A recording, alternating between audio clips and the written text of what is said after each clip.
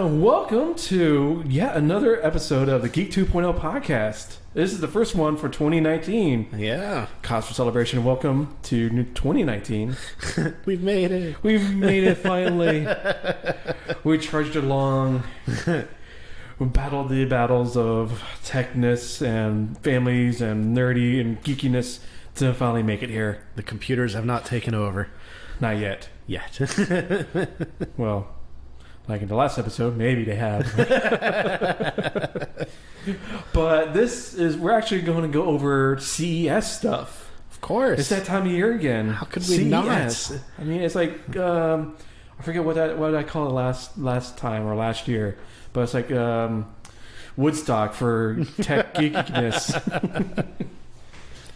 But we're going to look into more. We're not going to cover everything that happened. We're not going to look at the TVs because that's been done to death. You can't really click on any kind of like MSN homepage or anything like that without seeing or your local news. I mean, they probably had something. Yeah, what was it? The 219 inch wall TV. Like, I have a perfect spot for that in the living room.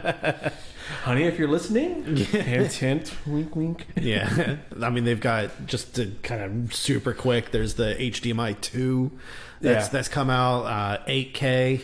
Well, 8K, that's I mean, do we even have 4K streaming? We do, but is it like completely out there as like 1080? Netflix does it? Well, yeah, they do, but I mean, we're like it's wide adopted. Oh, I mean, no. Not for the 8K nonsense.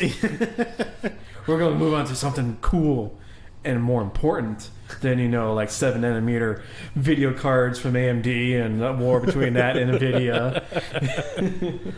And $10,000 gaming chairs. That I showed my wife this morning. I watched Linus Tech Tips video on that. And she's like, like, can we get this? That look, you know that look. I'm just saying. I mean, maybe I don't know the size of it, but if you got rid of your desk and computer and all this set up, you could maybe put it in here. Actually, could take this where I'm sitting right now. I could have what was it called, the Thronus from Acer. I could have it right here. I just don't know if you have the ceiling height for it. I don't know how tall it is. You've got standard ceilings. Yeah.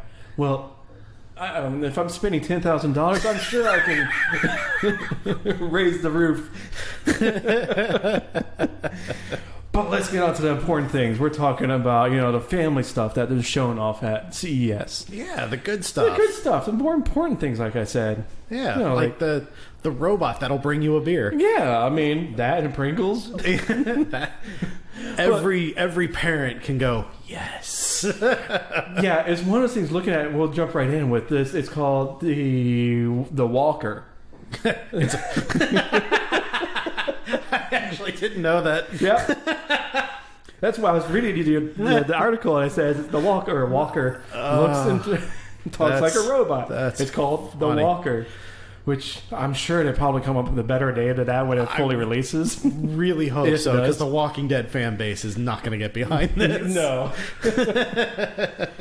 Or you talk like your grandparents, like, yeah, I bought a walker. What? I got one in the closet. I got a couple you could have had. For those of you that don't necessarily know, think of something more along the lines of like Rosie from Jetsons. The Jetsons meets current generation Boston Dynamics robots. Well, I would say like Sony's Asimov robot, because it's about 4 feet high. And it has that. It's not this imposing look to it. It's more like a cute, non-threatening. To be robot. fair, they kind of have to do that with all their robots. Would you rather have? I don't know if you've seen the new one, Lost in Space on Netflix. That robot. I haven't seen it. Okay, no. well, it's like this terrifying looking thing. Would you rather have that in your house than this guy, the Walker? Well, what it is they said this is all the stuff we're going to talk about is like a proof of concept. Mm-hmm. It's prototypes, and we're not saying that it's going to be, or the companies are saying it's within months or a year it'll be out. It's just stuff that is look what we can do. Yeah, it very well could become something that is public released, but most likely a lot of this stuff's going to end up being more like the analogy we used before the show was it's like your concept cars in the automotive world. Yeah, you'll never see like the fish, like some of those you've seen like at the Detroit Auto Show. You'll never see them on the highways. If you do, well, you're probably looking at one person that bought it and driving around, and it probably doesn't work half the time. Or Jay Leno. I like how it's one extreme or the other. Jay Leno is the one extreme. Well, he buys.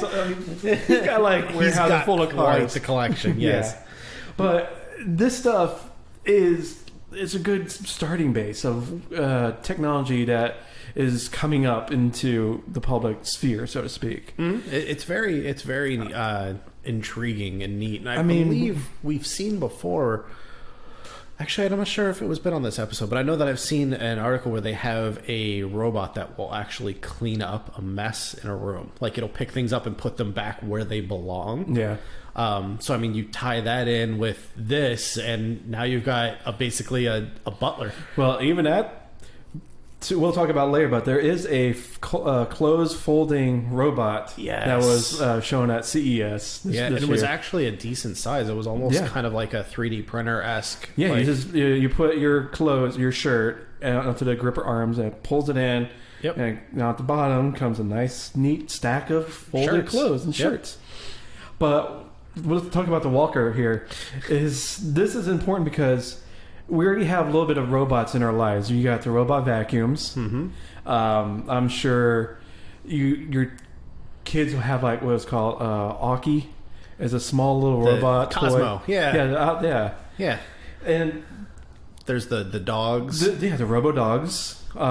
We see them on store shelves. They're like $80 or something. Mm-hmm. That's the low end of these robot dogs. I mean, they're kind of. But this is almost getting another step closer to like Rosie the Robot, where you sit on the couch. In this article, the author, the journalist, he sat on the couch. The robot came out from another room, went to a refrigerator, got a cylindrical or a drink. Let's just say a drink. Went to a counter, picked up a nondescript cylinder of chips. Brought him over to where he was sitting. Pringles. Not sponsored by.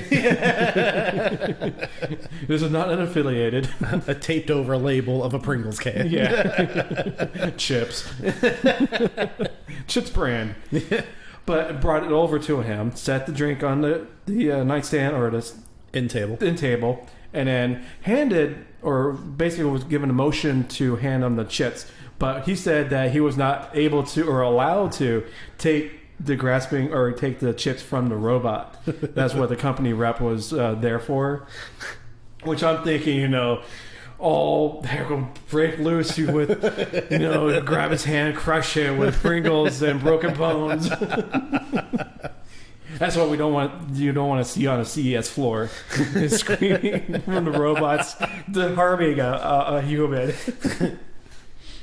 But it's really really cool to see how they're coming along with this stuff. Yeah, it's so much where everything is within the past decade. We've seen so much come through. We talked a little bit in the last episode about the Atlas robot and this, and 30 years we'll have our own robots. Well, and that's just it. Our own Rosies.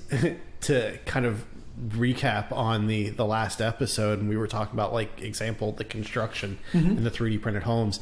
Now you can have the robots that go through and do the electrical. Yeah, they can pull the wire through the walls and all that. Absolutely. Go climb through the attic and put the cat sticks up there. They could go through and do all of that labor, and again, they took my job. But yeah, it's just where all this technology is coming to a head, where we're seeing all this awesome stuff coming out, especially with CES. I mean, like I said, it's like the Woodstock of tech geekiness. Another thing is staying on the robots. It was like the adorable robot. I have to admit, I had to throw away my Geek cart because I was looking at it and I'm like, it's a thing from Star Wars. It's not a Wookiee and it's not a Jawa. What is it? And Joe, you said, an Ewok? I'm like, yes. I'm like, I don't know what else there was that could be stomping you, so I'll go with that one. I'm like, oh my gosh. Well, I'm disappointed in myself. But it's just a robot, it's supposed to look adorable. It doesn't really prove much or do much. Or it's just there. It's just there to do, like, it uses AI and facial recognition. And it's basically the thing that it's there for is for people to look at and to give the approval of the adorableness. Yeah. Because like we said before with your robots that are scary looking, this is kind of going on the other end and going, okay, they're working on the functionality, we're looking on the personality and the looks of it and what's acceptable. Well, I can also see you in the house where you have, like, a children. You don't want the scary Asimov coming in. Beep boop bop beep boop. Danger. Well, you want something where that a kid can probably pick up without any trouble, give it a hug, and just have fun. And it'll go to, because I was quickly going through this article, it'll go through and learn trust if you give it a hug and how many times you actually show it affection. It learns it, like, oh, this person loves me. That's creepy. I'll go towards I'm not going to lie, that's creepy. I'm all good with robots and AI and it doing the jobs and all that, but once you start adding, like, love. Yeah, when you start adding emotions in that sense, to me, that's getting a little creepy now. Oh, come on. I'm not saying that it's not good and don't do it, just for me personally, a little creepy. Robots have emotions too. Yeah, creepy. But I can see it, like, as a toy. It's probably an expensive toy if it, like, this concept or something. But there's stuff out there already like this. Last thing you want is your Furby or Teddy Ruxpin getting mad at you because you're not showing it enough love. Teddy Ruxpin has a little bit of AI and learning. You just toss him into the closet every single night. I feel bad for the people that have a fear of dolls now that their dolls can get angry with them. Why you treat me this way? Don't you love me? Don't lock me in the closet. As your child's sleeping, you can hear, help me. I love you. No. Now we went to a horror ASMR podcast. Wow. It only took, 13 minutes? And we're already in. Oh, boy. So you can see that CES is a lot of fun. It's just, we don't have to go there because everyone else sends their people and they get the con crud and they can walk the 50 miles that it takes. But we look at all the stuff that they write up and give our own take and reporting it back to you guys. Going back to robots, but there is also other things. That toy you were showing me, it was like a speaking of, like, Furbies, it was it was supposed to be where it teaches your kids the Woobo. I don't know how it's WOOBO. Yeah, I'm probably saying it wrong, but it looks like a Woobo. It kind of does look like a Furby. Yeah, with a little LCD screen face. Yeah, with a digital face instead of the creepy bird face. Yeah. But it talks in a childlike voice and it makes a game out of boring chores that might otherwise require parents nagging. And this is from thestar.com and their CES coverage. It's basically it's to not replace your parents. Well, but it's to teach the child to pick up the room. It's like a work reward type deal. And the nurturing, where if you, what I'm quoting here, is artificial intimacy since the Tamagotchi digital pet craze in the 90s. Now, something like that where you have, I don't know if you had a Tamagotchi back in the 90s. I wasn't cool enough for one. Or your wife had one? I don't know, to be honest with you. And she's probably going to say, yes, I did, or no, I didn't. Yeah. But it's basically, you have to take care of a digital animal. Feed it. If you didn't, it'll die. Closest I got to that was Sims. Yeah. It's a portable Sims. But a lot of the stuff can help you connect with your kid or with your baby. We'll look at for your cribs. Because a lot of the new parents have that undeniable fear of, is my baby going to be alive in the morning? Oh, yeah. I don't know. Still have that fear. I do too.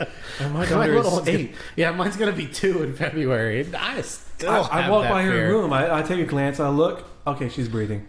we have the baby monitor, and I'll sit there and stare at it and go, "Is that me moving? Is that nope? That's her breathing. Okay, we're good. We're good." Or I actually feel really bad when she's sick. Like, obviously, I feel for her. I don't want her to be sick. Yeah. But there is that part of me that is kind of happy because I can hear her breathing through the baby monitor because that stuffle, that stuffed upness, like, so I can actively hear. So in the middle of the night when I wake up, I can go, yep, I hear her breathing, she's okay. And then after the cold, when she's not doing that, my fear increases and then will slowly decrease as I get used to not hearing her breathe anymore. Well, baby monitoring has been around for a while. Yeah, it's all it is. They strap. I forget what the term is. It's like a heart monitor that wraps around your babies while they're asleep, and it gives you the results on your phone or another device that tells you, okay, this is your baby's heartbeat and your breathing, respiratory rate, and all that. Mm-hmm.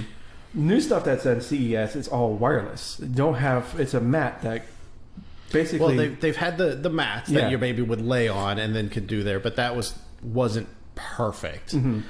Because when your kid's going to move around, they roll around. I mean, it'll mess up the censoring and all that. But this one uses it's like radar technology, basically. Yeah, it's not going to cook your baby alive. It's not a microwave. But it's wireless, so there's nothing like there's some these monitorings you have to put like a sock on your child that has something connected to it, or the pad that they lay on, or something like that. It's just your standard baby monitor camera that's mounted and aimed at your child, and it uses your typical kind of like radar waves. Yeah, it's a non-ionizing radiation emits at low levels. But they said in the article here, it might still turn off some parents already concerned about keeping their babies too close to smartphones. Of course. It's something that, is going to be, until something definitive comes out about, there's going to be arguments on both sides. Hell, people are still going on about the whole immunizations and stuff like that. Yeah, that's a whole nother topic. Yeah, so this is just going to fit right in with it. But it's still neat to see. The technology itself is still neat to see, because now, with most modern baby monitors, it'll give you the temperature of the room, will allow you to communicate, allow you to see. This adds one extra step and will tell you that your baby is breathing. Yeah, and that kind of puts your fears at ease to a certain extent. You're still going to have that no matter what. Well, and it was actually something that's very interesting, and it has been brought up quite a bit, and it's a valid argument, is that it's actually causing more anxiety in parents, these monitors that are out there now, and the technology, because of the fact that there is so much that you can see. You spend more time focusing on what you can't. What's the term? Hypochondriac. Yeah. That whatever you feel, I feel cold coming on. Well, you're not actually sick, but now that you have it in your mind that you are sick. So guess what? Your body loses, and you become sick.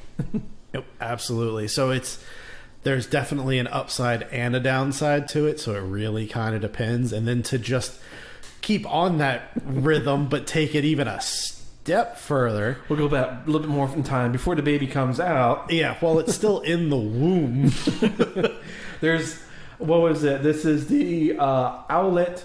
It's a $300 what Joe called a cover bun. It's what it looks like. It's a cover bun that your pregnant wife or girlfriend or whoever would wear, and it tracks the fetal heartbeats by taking an electrocardiogram. Basically, it's like an electrocardiogram that is, by the looks of it, by the picture, it does look uncomfortable, but it's probably not.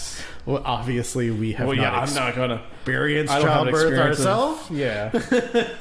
I'm sure it's not very comfortable, as I've been told many times. Yeah, I'm going to go off the fact that most maternity clothing is very loose fitting, especially in that area. So to throw a cover bun on, I wouldn't expect to be too comfortable. No. Especially when a kid starts kicking. And... Yeah.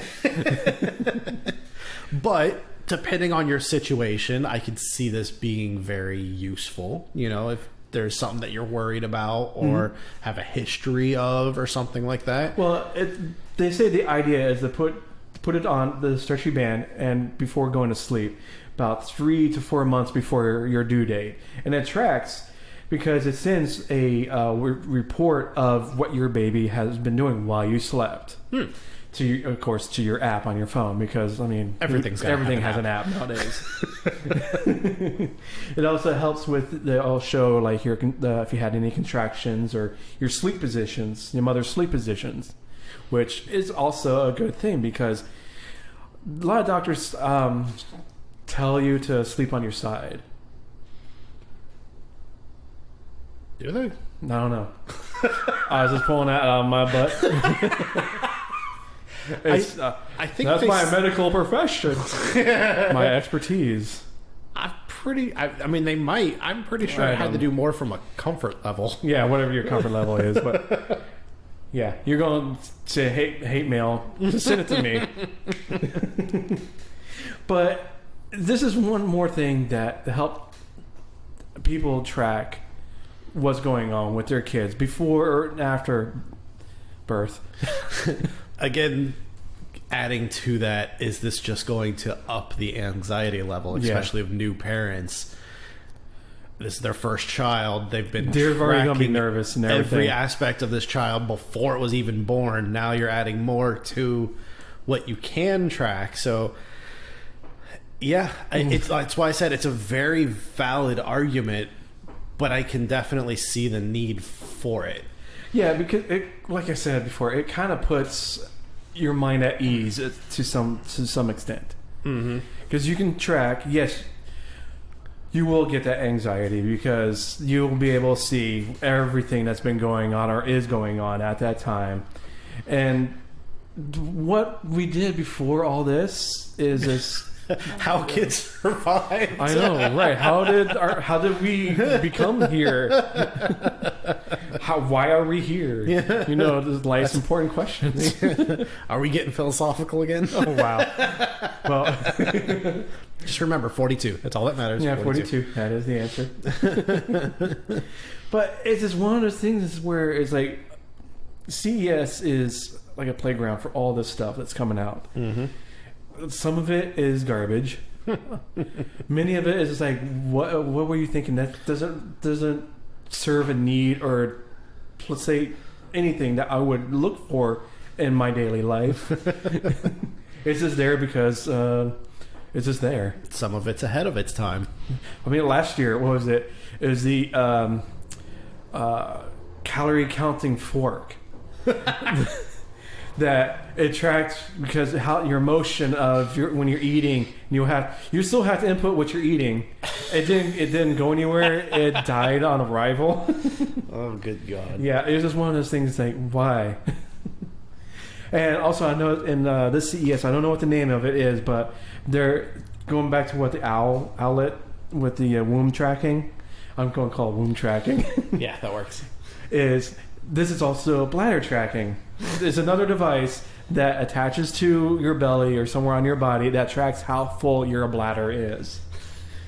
It's good for if you have incontinence. If you're incontinent. Because again, situational. Yeah, it's situational. It serves a need because you can look at your phone. Oh, my bladder is full, but I don't feel like I have to pee. Oh, too late. It's good because you can just look at a track, especially if you're like at a football stadium. You're watching a game, and it's going to take me at least 10 minutes or 15 minutes to get to the bathroom, wait in line because everyone is trying to get there at the same time, and it gives you a heads up. Oh, I should go now. Yeah. Because by the time I get there, I'm gonna have a full bladder, and I don't want that. Yeah, definitely situational, but again, one of those things that there's an app for how full your bladder is. I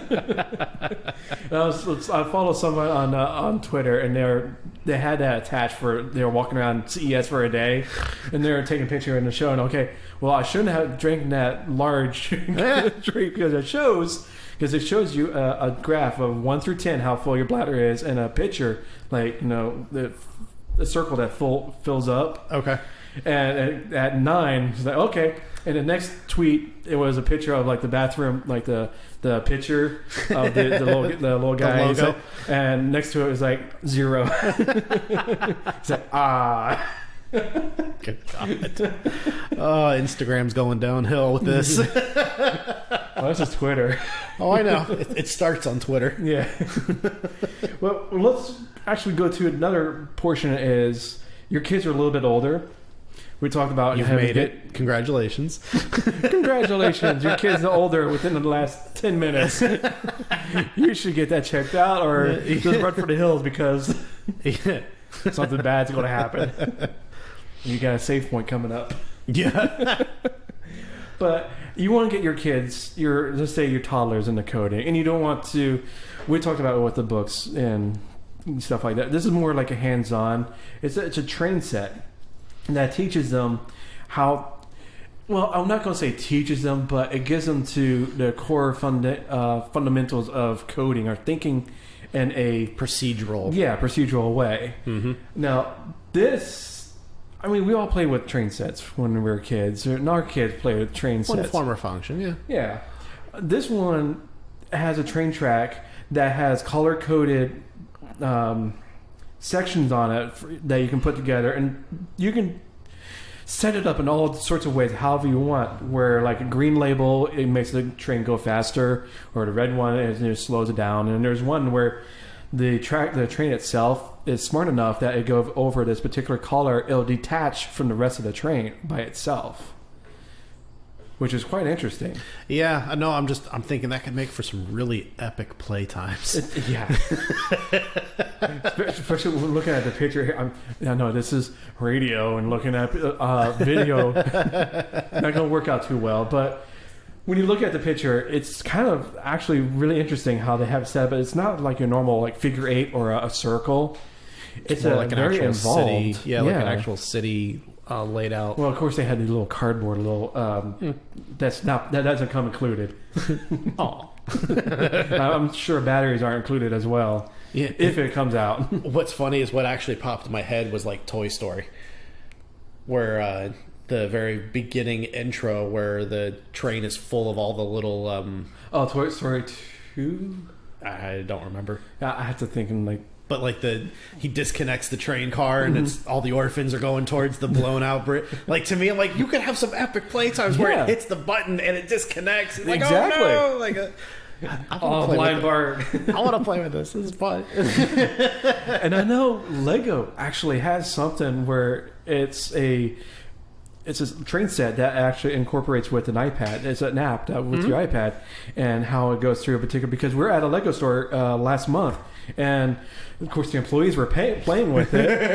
There was one guy holding the iPad. He was playing with it. And there was like 2 other employees in their yellow smocks, and then. Maybe about 5 minutes later, an actual kid came over and he showed him. He's like, all right, fine. I guess I'll have to work and show how interrupted by playtime.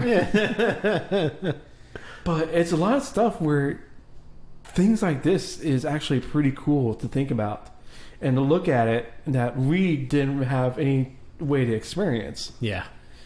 And it's like, I want to play with this so bad because, yeah, it's made for a kid, but you know what?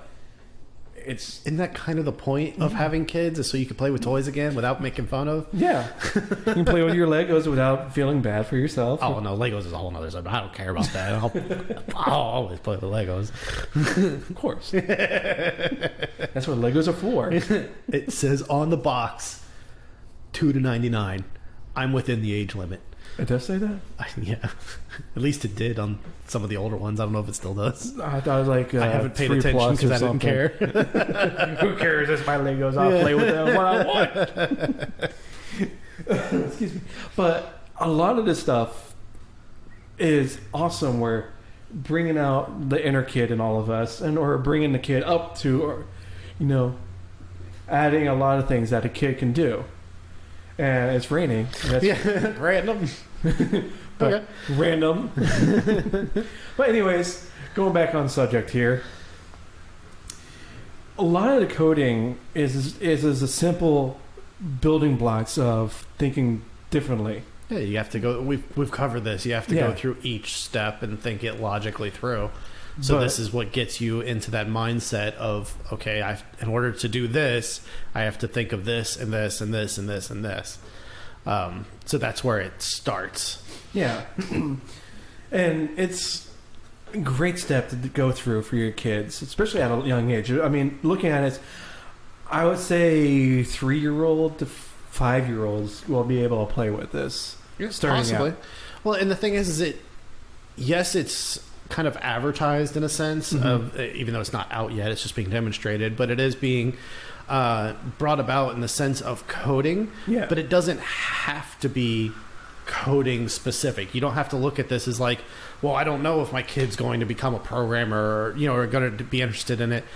It still gets them into kind of that logical mindset, which can be used everywhere. It can help them with other aspects of their lives later on the road, or even current. Like you get your kid that's in the store going, I want this toy. You can go, well, in order to get this toy, you have to go through these steps. Yeah, you know what I mean. You have to clean your room. You have to do this. You have to do that. Then yes, you can absolutely get that toy. And it kind of is like they get the logical oh my god, I can't believe I'm losing the word now. The cause and effect. Yeah. Anyways. we'll take that. Yeah. But, okay, moving on is, now, a lot of things have been coming out this past year with, or past couple of years with wireless charging. Mm-hmm. It's a big thing. I mean, wireless charging it's convenient to some aspects, but when you actually look at it, it's not as convenient as, say, plugging your phone in to a power cord. Because you have to put your phone on a separate device that is plugged in to a power outlet. And if it's not on there the right way, you're going to wake up with a dead phone or 30%. Yeah. It's the wireless aspect of it still throws me because there's still a wire. Yeah, it's still a wire, but I think it's because a lot of people hang up. Well, I'm still charging with a wire. Yeah. Well, your phone is not connected to a wire. Just because this isn't connected, it's still wired.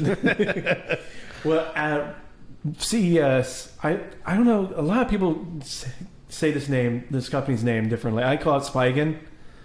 Yeah, yeah, some people call it Spigen. Anyways, it's a truly wireless charging technology. I don't know if anyone in our audience or anyone knows Nikola Tesla. When he was alive, he came up with the idea of charging or powering your things wirelessly. Of course, at that time, we're talking like what, 1800s, early 1900s. I can't remember the it was years like off. Yesterday. It's fine. Yeah. But his concept sounded crazy at the time. You're going to say, I'm going to charge or have my light bulb turn on without it being connected to anything by this huge tower off in New Hampshire or wherever, or New York. You just put it in your mouth. Okay, Fester.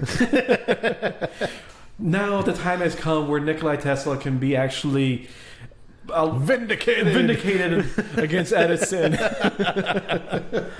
Because Spigen has the technology now with true wireless charging.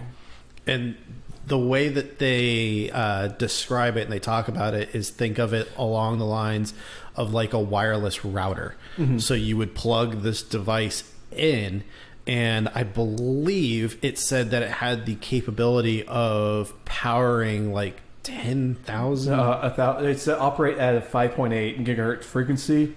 And by the time the spike in cases, I'm reading from Tom's Hardware, is that it's ready and says it can power a mind-blowing 1,000 devices simultaneously. Okay, 1,000 devices simultaneously can this thing power, and it's not the thing that's different about this, and why we're actually saying true wireless is because just like your wireless router, like you plug it in, nothing has to be touching the wireless router to get what it needs. Because you can be sitting on your couch playing with your phone, and your phone is charging at the same time as you're using it. You don't have to be, the old Samsung Apple ads, when being tethered to the wall if you're using an Apple device, or you're tethered to the wall because your battery is not great. Well, with this, I'm thinking this is probably 3 to 5 years away from commercially available. I thought it said in the article that it was actually sooner than that. I do know that they specified that the device would cost no more than $100. Like, it'd be less than $100. Yeah, it's also nice because they say in Tom's Hardware article is that it's not constantly sending out power, so you're not wasting energy. It's whenever your device is activated with a sensor is in range and in need of a charge. So your device has to be down below a certain level for it to start charging. Well, and I think, though, that sentence is also kind of the key to this, is that it's got to have a sensor that the device is compatible with. Yeah, and in range. We're not talking leaving this device at home and going to work and then charge your device unless you have something at work. And it's also not like, oh, this is on the market now, I'm going to go plug it in, and all of a sudden all my laptops and smartphones are going to work. Yeah. It's going to have to be compatible with this device. Because it's a smartphone case right now. So that's the only part, is you have to put your phone into its case. I mean, there's battery pack cases out there now for your phones, but this is taking it to a next step. That it's providing power for your phone. Well, I mean, if you think about it, this is... At least I know in my house, I don't know about everyone else's. In my house, we have cables, like, in the master bedroom, one on each nightstand. In the living room, we have 2 charging cables there. I've got cable in the office. Like, we have charging cables all over the house. So you're within reach, not just for us, but for when we have people over. Right. So this would kind of replace that. You plug this in, just like in the wireless router. You plug it in one spot. There you go. You walk in, you're good. And for no more than maybe $100, maybe $150. Cheaper than a lot of wireless routers that are out there. I mean, sometimes some companies or some phone manufacturers, you don't get a Qi charger. I call it the actual, what you get now is Qi charging, the wireless, air quotes. That kind of wireless device. Not many phone manufacturers include that with your phone device, your device, because it's seen as an added accessory. Yeah. Well, you still get the wall wart and your charging cable or your data cable. What I also really like about the idea with this, and can see this being useful, is solar. Yeah. So you get solar panels that are connected to, you could even just say, one outlet in your home, and plug this into that one outlet. And so now it is running off of solar energy, so you're not actually really paying for it. It's free energy. Yeah, in a sense. It's been out there for billions of years. Let's harness it. And it's charging up to 1,000 devices. You know, you figure you give this technology, if it really works as well as it's advertised to, give it another 5 years. You don't even have to go that crazy, 5 years. I can see, let's say 5 years. It's no longer a case. It's now part of your device. Well, that's where I was getting to, is that basically it could be tied into multiple devices in your house and be able to power it. Because these transmitters can be set up like your malls, restaurants, businesses, that no longer you're going to have to worry about, Anybody have a charger? My phone's dead. Oh, I got an Apple device. Sorry, you're out of luck. Yep. Oh, anyone has a USB-C or a micro USB? An adapter. Yeah, you have an adapter. So, I mean, that would be really, really neat. I'm thinking along the lines of like when we have hurricanes that come through and it wipes out the power. Yeah. In a neighborhood, you have solar panels. You run a couple of items. I mean, most people, especially here in Florida, they run solar for their pools. So they don't have to pay for their pool pump to constantly run and all that because it does eat up quite a bit. So you run the same kind of solar. You could even go with a less powerful solar panel because you're just running this device. This device is now powering multiple devices in your home, including your phones and your tablets important and computers. things to keep in touch. Yeah, yeah. Because you don't need to.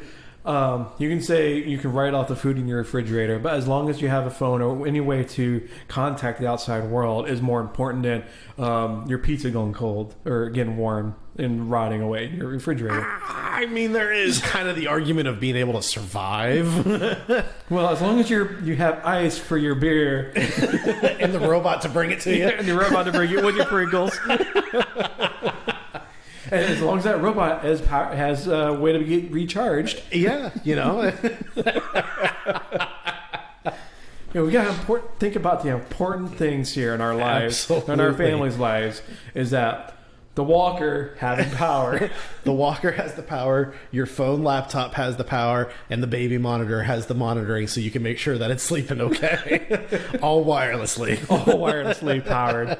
Oh, what a time to be alive. The future is now. Only the slightest mutations.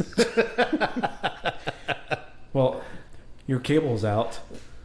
Or your internet is out. Well, no, because you've got your phone. Yeah. Unless the towers are out. Oh, well, yeah, and that brings a whole nother thing. The civilization is gone.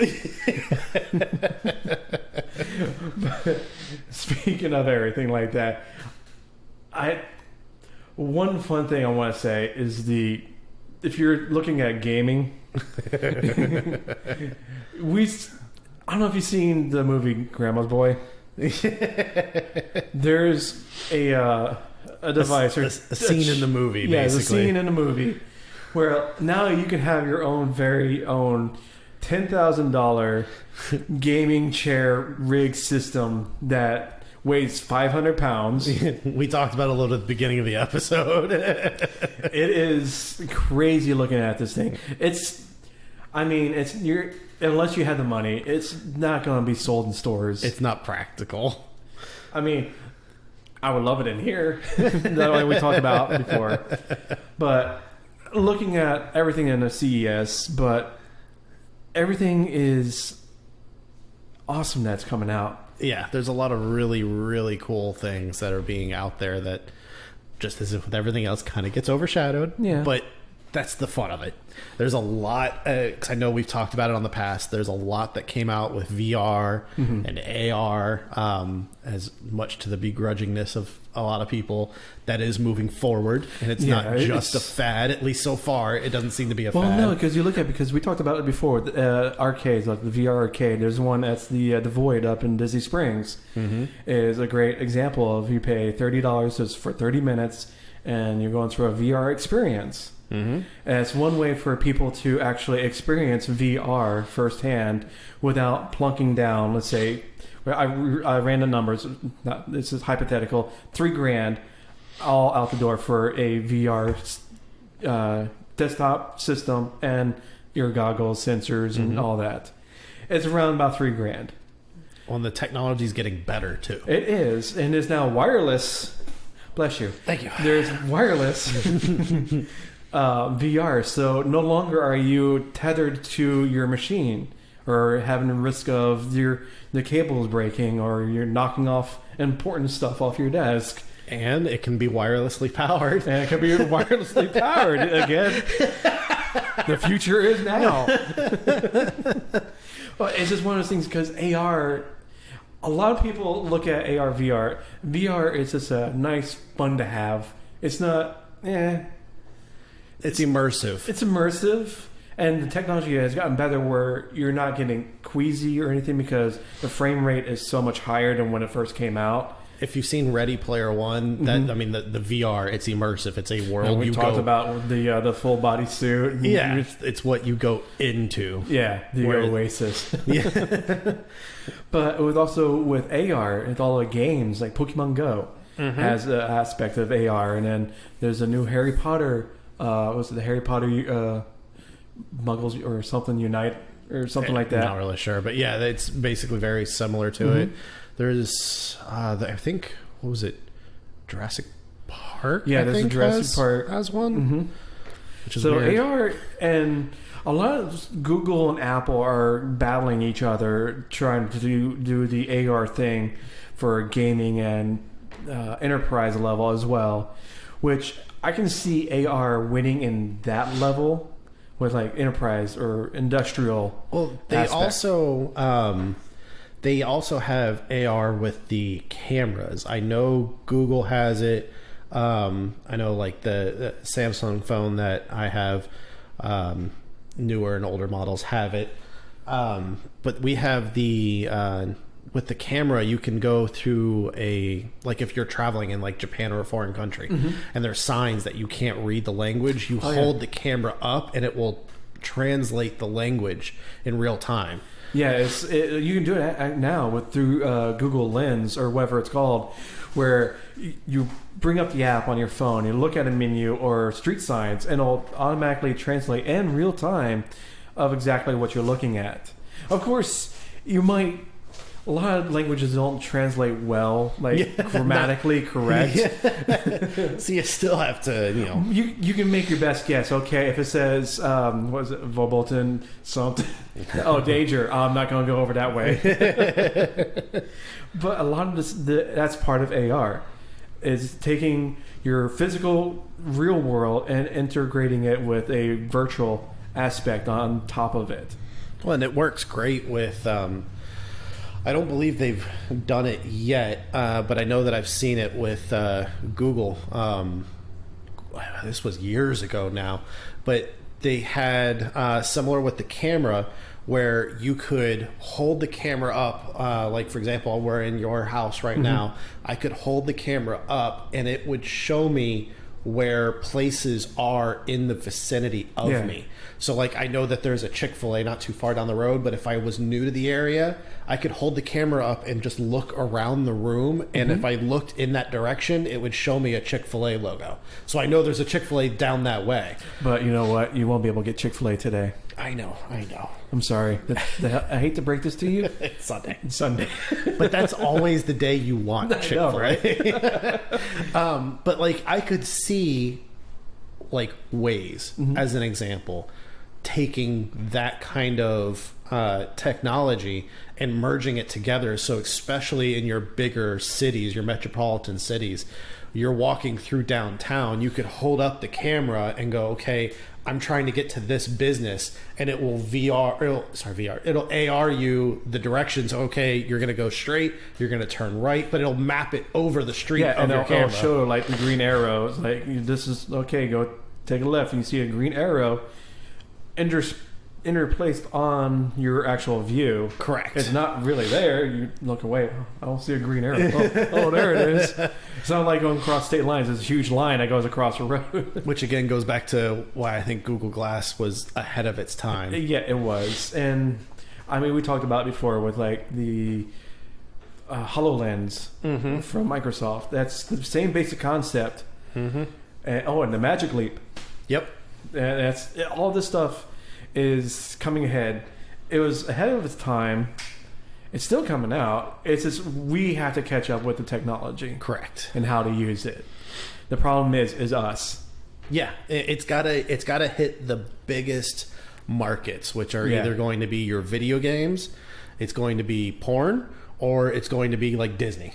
Yeah, it has to be one of the big markets to really get adopted and to get the mind share out there. Yep. So if you got any kind of mind share or any other weird, crazy devices you saw at CES, or if you traveled to Vegas and decided to go there for some odd reason to join, very jealous of you. I don't know. I say I want to go, but then I hear everyone talking how miserable experience it is because you're on your feet all day, and it's like a week and a half of just stuff to do in Vegas. But you're still in Vegas. Yeah, paying $1,000 a night for a room because it's not that bad. Oh, CES. The day before, I'm going on a tangent here. The day before CES, you can probably get a room for what? $150, $200. Oh, yeah. The next day, that very same room is now $1,000 because all the journalists and bloggers and everybody else it's guaranteed people to come in. Yeah. It's surge pricing. That's what it is. So, I don't know. I would like to go just to experience it. Exactly. Maybe do it once, maybe twice. That's about it. All the big ones. Your CES, your E3, your Comic Cons, your New York, your San Diego, your PAX. PAX East is actually this coming weekend. These are all Or PAX South. I'm sorry. Bucket list stuff. Yeah, gotta at least do it once. Yeah, so if you actually want to, we'll start up a Patreon account to send Joe and I to Vegas or San Diego. It doesn't even have to be during theirs. I'll go to Vegas whenever. Because there's a lot of tech in Vegas. Absolutely, there is we'll lot. Go with that. Yes. We'll do our on the road reporting. We'll talk about how family friendly Vegas has become. Actually, it's actually getting there. I've heard does that. fit, you know. Yeah, I'm willing to give it a shot. Seedy areas, and we'll leave the family at home to find out how family friendly. Well, no, we gotta go first to check things out, just to make sure. We gotta make sure that it's family friendly before. Because you got what was it? The clickers out there on the sidewalks. They are still out there. Yeah, it doesn't surprise me. I remember. Well, we got a whole bunch. But that's not a whole. We're giving it to Joe. Another episode. That was fun. But anyways, this is a good episode. Yeah. I mean, it kind of fell off the rails every once in a while, but hey, that's what we do. And going into 2019, we're looking for more stuff and constantly looking for other things, and would love your feedback. Absolutely love you. We're surviving, but we would thrive off your feedback. Yeah, and if you got ideas of what direction we should go in, do you think we can go full production studio? Send us money first. Yeah. Check, cash, or a money order. PayPal. My PayPal is. Yeah. But on a serious note, I like to look at 2019 is that we want to try new, different things. And one of the things I haven't talked with Joe yet is I want to try actually go to one of the local Comic Cons, not Comic Con, but Comic Cons, MegaCon. Okay. In Orlando. Tampa Bay Comic Con or something? Yeah, Tampa Bay, Orlando, or something like that. And do like a recorded episode or something out there. Ooh. What? Bringing the anxiety level up now. Oh, I got to do this in front of people? Well, I want to start integrating video. Video's fine. There's no one staring at me. Yeah, but I did start up a channel. This is all going to stay in the episode. We're going a little long, but oh well. But I actually did start up a channel on Mixer that we'll probably do. Oh, okay. Live recordings or live video while we do our recording. Okay. Okay. Joe's like, okay. Okay. Thanks for telling me beforehand on the show. Kind of on the spot? Yeah. All right. Jumping out on here. No, that actually will be really cool. It'll be a lot of fun. Because it adds a lot of interactivity with the people that's listening and giving like on the spot feedback. It's like, why don't you guys talk about this? Well, you guys stink. What are you doing? Do you guys play Fortnite? Oh God, no. But a lot of things we want to change it up a little bit, add some new stuff, more things for you to get involved with us. I know a lot of things we were look back on and that we can improve on, and then that's what we want to improve is to bring in a lot more listener feedback. Mm-hmm. I really want to bring in more listener feedback from everybody that listens to us. So emails, whatever, let us know. Social media is there for a reason. That's why we got those accounts out there, and I plug away on them all the time. One thing you can let us know is through like the social media. Please let us know if you have any ideas. I want to bring in more guests. That was actually a fun thing, bringing Cliff, Tommy, and Susie in. Mm-hmm. Cliff was last year. We're thinking bring him back. Yep. If he wants us to bring him back. It's totally up to him. But we want to do more guests because I think the added back and forth with another person is awesome. Mm-hmm. And we had a great time with Tommy and Susie and Cliff. Absolutely. And those episodes were actually high downloads, and it was actually really good. So thank you again for giving us your hour or so out of your life listening to the Geek 2.0 podcast, and expect to hear more of us every month. Wow. All kinds of changes coming at the end of this episode. All right. Every month. Until the foreseeable future. Let's see if he gets it right this time. Who are you? I'm Josh. And I'm Joe. And thank you for listening for a great episode. All right, and we'll see you on the next one. Thanks for listening to this episode of Geek 2.0 podcast. Be sure to check us out on Facebook at facebook.com/Geek 2.0 podcast. Also, be sure to follow us on Twitter at Geek20 podcast.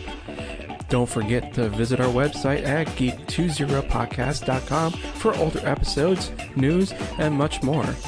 And make sure to subscribe to our podcast through your favorite podcatcher player of choice. The Geek 2.0 podcast is part of the Collective Network.